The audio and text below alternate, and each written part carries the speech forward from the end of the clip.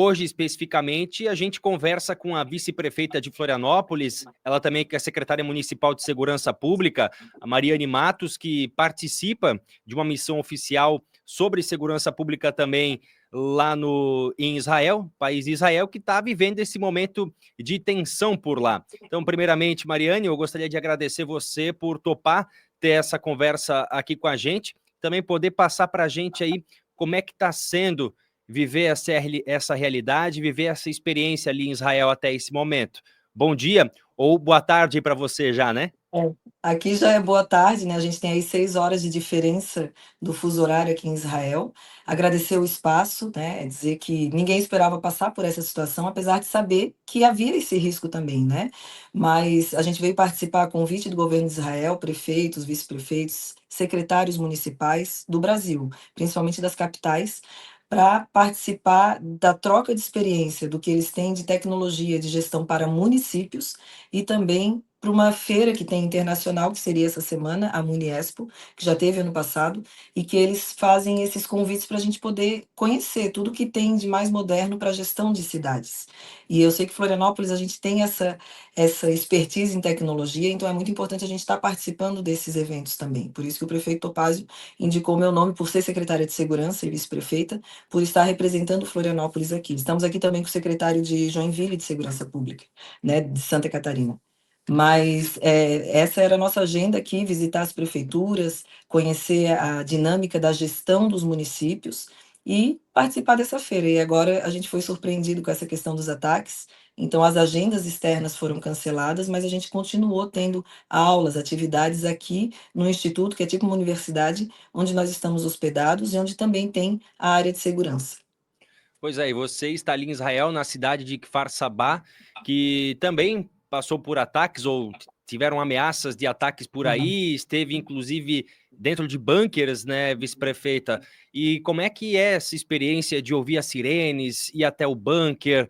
Como é que vocês, né, estão lidando com o emocional? Eu gosto de colocar de uma maneira muito tranquila, né? Algumas pessoas colocam assim com uma emoção a mais, mas por eu ser da área da segurança também, logo que a gente chegou, a primeira coisa que eles fizeram foi nos orientar caso tocasse o alarme. Explicar que todo espaço público ou privado vai ter um bunker, que nós precisamos, assim que chegar num lugar, saber onde fica esse espaço, porque se toca a sirene, eles vão mandar a gente para esse espaço. Então eu tenho que chegar no local e ver onde é que é o bunker aqui, onde que é o lugar seguro, onde que é o abrigo. E aí, para se tiver. E aqui no abrigo, assim que a gente chegou, foi a primeira coisa que eles fizeram. Eles nos mostraram, nos levaram até o bunker, que é no andar de baixo, e diz assim, ó, se tocar o alarme, vocês venham caminhando, vem tranquilo, dá tempo, né? Pode ir no banheiro, não precisa sair correndo. Eles colocaram isso muito porque assim, aí sim pode causar um problema das pessoas caírem, se machucar, tem que descer a escada. Então, vai caminhando com calma que dá tempo e aí eles foram orientando. Os 3 primeiros dias foram tranquilos, daí na terceira madrugada foi que deu o alarme. E eu lembro que eu estava dormindo, né? Foi 3 da manhã, e eu sempre coloco meu celular para despertar, e de repente o celular começou a tocar um som que não era o meu som. E eu achava que o alarme deles aqui seria um alarme na casa. E eu, assim, que estranho meu celular, né? Meio dormindo, eu peguei e desliguei. E aí desligou, e aí eu comecei a ouvir o pessoal caminhando, e assim, opa, não era o meu alarme, né? Então, aí eu peguei minhas coisas, peguei uma garrafinha d'água que eles orientam, e aí foi a primeira vez que a gente foi para o bunker. A gente chegou lá, não ficou 5 minutos, já veio a mensagem dizendo, ó, você pode sair, pode voltar para o quarto, né? Pode voltar para onde estava, mas não precisa mais ficar no bunker, que já foi neutralizada o perigo, né? E nessa Uhum. madrugada aconteceram 2 vezes o alarme, então por 2 vezes a gente foi e voltou. Então a gente não fica no bunker, a gente não fica. As pessoas perguntam: ah, vocês ficam o tempo todo, pode sair do bunker, como é que é? Porque eu imagino as cenas que estão chegando nos jornais, dos lugares que estão sendo bombardeados. Então, tanto no Irã, teve míssil que caiu ali em Tel Aviv, que é a meia hora daqui, é 30 quilômetros daqui. Tem também na cidade de Haifa, a gente visitou o prefeito lá, visitou a universidade, uma cidade linda, extremamente democrática. Aqui ia ter, para terem ideia, a Parada da Diversidade, que é a maior parada da diversidade do mundo. A cidade está toda decorada. Então, é um povo muito acolhedor e muito democrático. E aí a gente conhecendo isso, indo nessas cidades, a gente fica assim, nossa, caiu um míssil lá. Só que de todos os ataques que o Irã faz, Israel consegue neutralizar 90% desses mísseis, já no espaço aéreo mesmo. Então, mais 10% vai cair, né? Então, ele já tem todo um preparo para saber onde é possível que caia, para já ter um socorro lá, para já ver se vai ter vítima. E antes disso, eles orientam todo mundo dessas áreas para irem no lugar seguro. Quem fica no bunker, quem está no lugar seguro, essas pessoas não são vítimas desses ataques. São as pessoas que, por algum motivo, estavam fora dessa área. Entendi. E a gente, como você bem disse, as imagens que chegam pela internet, elas são chocantes, né? Dos mísseis quando atingem o solo, muitos mísseis hipersônicos, enfim, e a gente assiste atônito, né? Paralisado. Mas e como é que é a reação da população ali em Israel? O pessoal parece que já é adaptado a essa realidade, o pessoal age com calma, já todos ali, não existe essa emoção que a gente tem quando vê Não. isso. Existe a preocupação de buscar abrigo, né, com calma, mas eles estão muito acostumados. Tanto que eles têm o cuidado de nos acompanharem, ter sempre alguém junto deles aqui, indo no bunker junto com a gente, né? E, claro, se eles estiverem no espaço, eles vão, mas de ter um responsável que está cuidando da gente para ir e para nos orientar dentro do bunker mesmo. E aí foi muito interessante que brasileiros fizeram contato com amigos de Israel e passaram o meu telefone. E essas pessoas têm o Isaac, que é lá de Tel Aviv, eu não o conheço pessoalmente, mas ele, como quando vem a Sirene para a gente, vai para Tel Aviv também, que é uma região próxima, ele já fez contato comigo. Tá tudo bem, Mariane? Que é o Isaac. Fica tranquila, fica no bunker, é normal. Aí eu lembro que no primeiro dia a gente não ouviu barulho de míssil, mas no segundo dia a gente ouviu. E aí o pessoal ficou mais assustado, né? Porque a gente começou a ouvir aquele estouro muito abafado, não dava para saber se era longe ou perto. Aí eu falei para ele assim: esses barulhos, o que que são? Aí ele assim: são os mísseis, provavelmente sendo abatidos pelo Dom de Ferro ali, que eles têm a proteção, né, de Israel, mas pode ser que algum caia, mas dentro do bunker tu tá segura. Então, isso passa muita segurança pra gente também. Assim, nossa, se eles estão assim, ele mandava foto dele com a esposa no bunker lá no apartamento deles, né, onde tinha área segura também. Deles, ah, Marine, fica aí que tá tranquilo de vocês. Ele assim, ó, eu vi no vídeo, tem área de exaustão, né, do ar, então ele é um bunker muito bem preparado. Então, é blindado, é com concreto armado, tem toda uma proteção mesmo para isso. As construções, o governo não deixa construir se não tiver tudo dentro da regra. E a gente soube por aqui, Mariane, de que uma parte da comitiva que estava ali para esse evento de segurança pública ali em Israel voltou. Eles voltaram ali pela Jordânia, foram via terrestre, mas que você decidiu ficar ali em Israel. Você e tem mais algumas autoridades que decidiram ficar. O que pesou nessa decisão, né? E o que está sendo levado Uhum. em conta também para garantir a segurança de vocês por aí? Então, eu e mais 5 colegas aqui, tem até o secretário de Segurança de Joinville também, de Porto Alegre, tem a secretária de Planejamento de São Luís do Maranhão. Nós entendemos, porque o governo de Israel, quando o pessoal começou a querer entender como é que podia fazer para ir embora, a gente quer ir embora. Como é que vai? Assim, o espaço aéreo está fechado, não tem como decolar nem pousar nenhum avião. Tem que esperar o espaço aéreo abrir. E aí, mas quanto tempo vai abrir? Então começou assim uma emoção muito grande. E aí eles começaram a ver que poderia ir pela Jordânia, porque lá o espaço aéreo estava aberto, ou no Egito. Só que ia ter que ir de carro até lá. As autoridades aqui que nos orientavam, eles falaram assim, ó, a gente não vai impedir vocês de fazer, o que precisar fazer para ajudar faz, mas é mais seguro ficar aqui. E aí eles entenderam que não. Eles conversaram com a Embaixada do Brasil, pediram apoio do Itamaraty, das embaixadas, todos eles deram o suporte que precisava, mas se eles pudessem escolher tomar a decisão por nós, eles diriam, ó, espera, né, fica aqui que aqui tá tudo certinho, aqui tu tem tudo, tem comida, tem banho quente, tem bunker, não vai se colocar em risco na estrada. Eu acredito que não vai acontecer nada mesmo com eles, eles vão em segurança, só que tu acaba tendo mais risco, né? Se aqui eu tenho tantos por cento de risco, ali vai aumentar a porcentagem de acontecer alguma coisa, porque pode dar o alarme e eu demorar para chegar num bunker, né? E aí como é que fica? Então, e aí chegando lá no outro país, atravessando a fronteira, Israel não é mais responsável por nós. Então a gente veio aqui numa delegação onde esse país está responsável por nós. Então, a partir do momento que. E eles estão fazendo de tudo para que quando a gente sair com total segurança. Pode ser que abra uma janela de oportunidade essa semana, amanhã, depois de amanhã, e aí a gente vai com segurança, sob a responsabilidade do governo israelense. E isso é muito importante. Eu, como da segurança pública, eu levo muito isso em consideração. Se a autoridade do local está sendo transparente ao extremo com a gente, eles não escondem a informação. Se estão lançando 100 mísseis aqui para o nosso local, eles informam isso, para dizer mesmo que a gente não pode sair do abrigo. Então eles falam: olha, fique aí, não saia. Então vem mensagens e alertas o tempo todo. E aí, a partir do momento que eles agora você pode sair. A gente sabe que a gente confia que está tudo ok também, porque quando está muito ruim, eles também informam. Então, eles falando para a gente assim: olha, é melhor ficar. Mas se quiserem ir, o que a gente puder fazer para auxiliar, a gente vai fazer até a fronteira. E aí teve esse grupo que preferiu fazer dessa forma. E eu e os outros preferimos seguir essa orientação, porque de verdade eu me sinto mais segura. O que que eu quero, né? Eu quero chegar bem em Florianópolis. Eu não quero correr riscos. Aqui eu estou segura. Aqui o máximo que vai acontecer é dar o alarme, geralmente à noite começam os alarmes. A gente vai descer, vai ficar no bunker, vai esperar a liberação. Então, geralmente, o que que é cansativo é que isso não é nada, né, perto do que está acontecendo. É que de noite tu não dorme, porque tu fica o tempo todo preocupado que vai tocar o alarme, então tu não pode pegar um sono pesado, mas mesmo assim tu vai ouvir o alarme e seguir as orientações certinhos, mas é isso que vai acontecer. Agora, eu me preocupo e aí por isso que a gente decidiu, não, ó, esse grupo a gente está torcendo para dar tudo certo e vai dar também, mas é que eu queria estar num lugar onde os riscos fossem menores.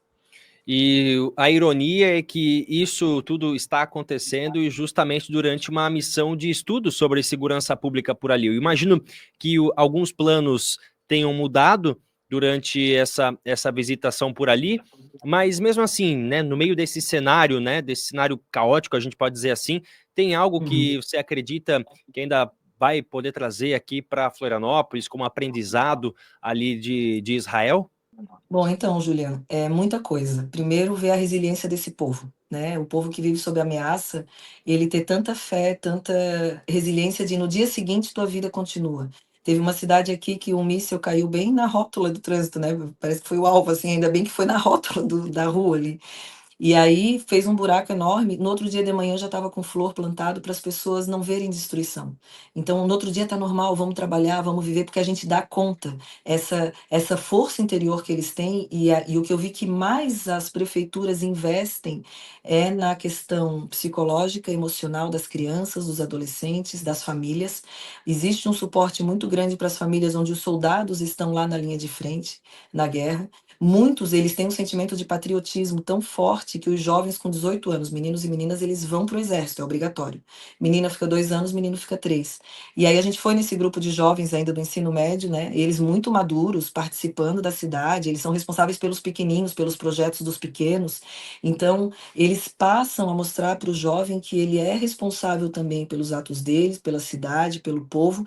E eu falei assim, tá, mas se tu tivesse a opção de não ir para o exército, né? Se fosse fazer outra coisa, como tem aí no Brasil, que eles tentam, né, não servir. Para eles isso foi uma ofensa. Eles assim, não. Quem é que vai cuidar do meu país se eu não cuidar? Quem é que vai cuidar do meu povo se eu não cuidar? Tem muita gente querendo eliminar a gente do mapa. Se a gente não cuidar, quem é que vai cuidar? Eu quero proteger o meu país. Então, para eles, isso é um orgulho. Eles convocaram agora 100 soldados, que precisou chamar mais 100 soldados para a guerra, se inscreveram 120. Então, para ver que eles vão e eles estão treinados para isso, eles têm, tanto que o país treina para isso, porque se ele não tiver treinado, o jovem, o cidadão comum, a poder ir para a luta, imagina, eu lembro quando teve os ataques que passava aquelas imagens, né, dos terroristas invadindo as casas, tudo, quem tinha o fuzil na mão também ia e defendia. Eu lembro de uma cidadezinha pequena que uma jovem estava ali, e ela salvou todo mundo daquela comunidade, porque ela saiu ali com o fuzil dela e defendeu todo mundo. E é isso que eles têm sempre em alerta. Então, é claro que os nossos problemas são diferentes, mas ter essa resiliência de quando alguma coisa, a gente teve aí as chuvas no Rio Grande do Sul, às vezes Santa Catarina já passou por enchentes também, onde as pessoas perdiam tudo. Eles falaram: a gente nunca pode diminuir o sofrimento da pessoa. Para algum vai ser perder a vida de alguém, para outro vai ser perder a casa, é uma perda. E a perda dói. Então, eles têm um respeito muito grande com isso, e ao mesmo tempo o poder público usa todas as ferramentas para trazer para a normalidade isso e dizer, ó, nós vivemos no melhor país, ó, nosso povo é inteligente, nosso povo consegue. Então esse sentimento para mim foi incrível de ver, que é sincero, o cuidado deles com as pessoas que estão aqui, né, de estar no meio disso tudo e eles se sentirem responsáveis por nós também, né, de o tempo todo estarem querendo entender, para ter ideia, quando mudou a agenda, todo dia final da tarde eles trouxeram uma atividade para acalmar o coração. Ou é uma música, ou é um relaxamento, porque realmente as pessoas ficam mais à flor da pele. E eles falam isso é normal e eles fazem isso para o povo deles também, não é só para a gente que é visita. Então isso para eles é necessário. Tu tens que fazer isso. E às vezes a gente não leva isso muito a sério. Né? A gente não leva essa questão emocional muito a sério, às vezes na Uhum. escola, às vezes no trabalho. A gente vê as pessoas aí cada vez mais mentalmente cansadas, e aí tu também não consegue produzir.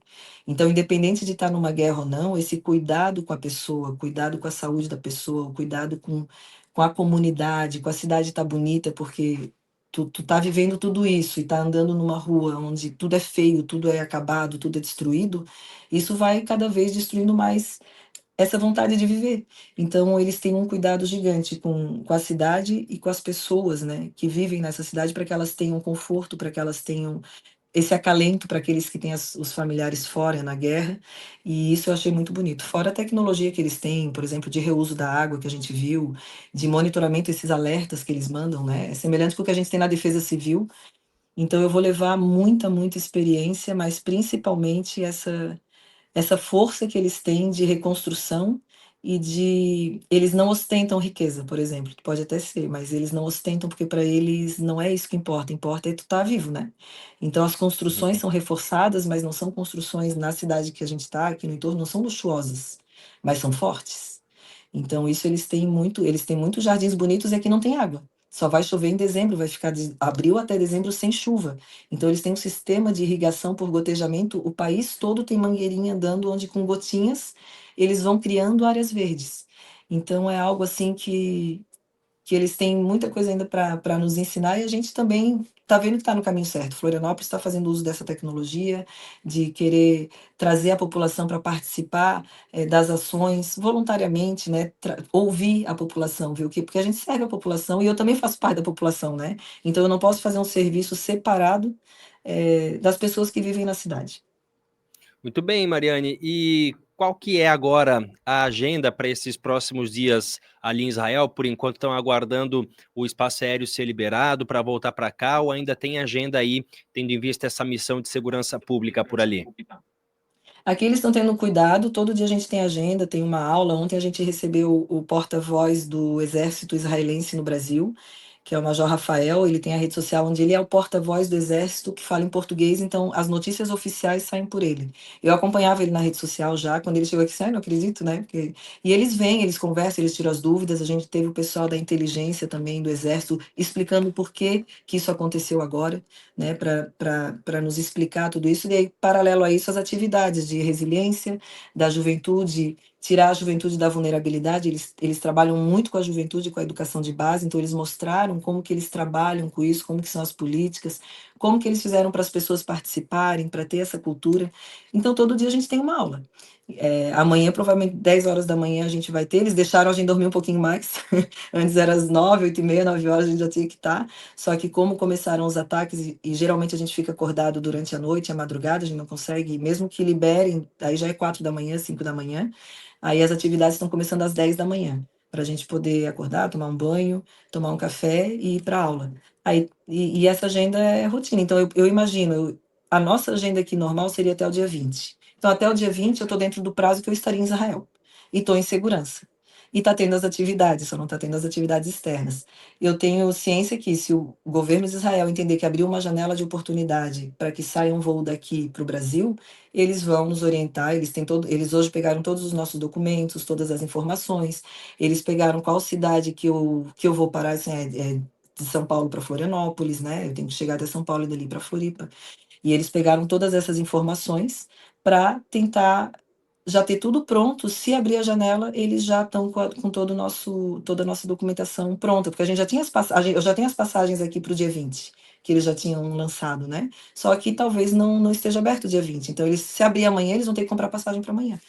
Então, é um povo muito organizado e eu tô tranquila, porque eu vejo eles trabalhando nisso. Eu vejo eles, buscando essa solução. E vai ser uma solução de governo, que ele e aí eu vou muito segura, né, porque é uma decisão deles: "Ó, agora a gente consegue mandar vocês para o país de vocês, vai adiantar 2 dias", vamos supor, vai adiantar 1 dia, ou vai demorar 1 dia a mais, mas vocês vão com segurança. Muito bem, então, Mariane, eu agradeço, né, por essa conversa tão importante, passar um pouco para a gente também essa visão de quem está ali, porque hoje a gente que acompanha de longe temos uma noção limitada e restrita àquilo que chega Sim. até nós, mas a importância de ter essa visão de alguém que realmente está ali e vivendo isso também. A gente daqui, claro, espera que tudo se resolva o mais rápido possível e que vocês possam voltar para cá em segurança, mas te agradeço muito por aceitar conversar com a gente e que tudo fique bem e que em breve você esteja aí de volta na Ilha da Magia, em Florianópolis, trazendo todo esse conhecimento para cá. Obrigada, Júlia. Eu que agradeço, né, agradeço muito mesmo, porque é uma oportunidade da gente mostrar, como realmente está aqui, né. Tem cidades que está acontecendo, que caiu míssil, tem, mas já está sendo atendido, as pessoas estão vivendo isso, não é algo simples, né, é uma guerra. Mas aqui onde eu estou também existem lugares que está tranquilo, existem lugares que as pessoas estão tocando a vida, então não é o país todo que está sendo bombardeado. E às vezes o que passa para as pessoas aí no Brasil, em outros lugares, é só os bombardeios, né, e aí realmente assusta as pessoas: "Poxa, tem uma delegação, tem brasileiros lá, e agora?". Então como eu nunca vivi isso, eu sinto que a minha missão é mostrar a verdade. Assim: "Ó gente, se tiver perigoso, eu vou mostrar, se eu falar que tá ruim, é porque tá ruim mesmo".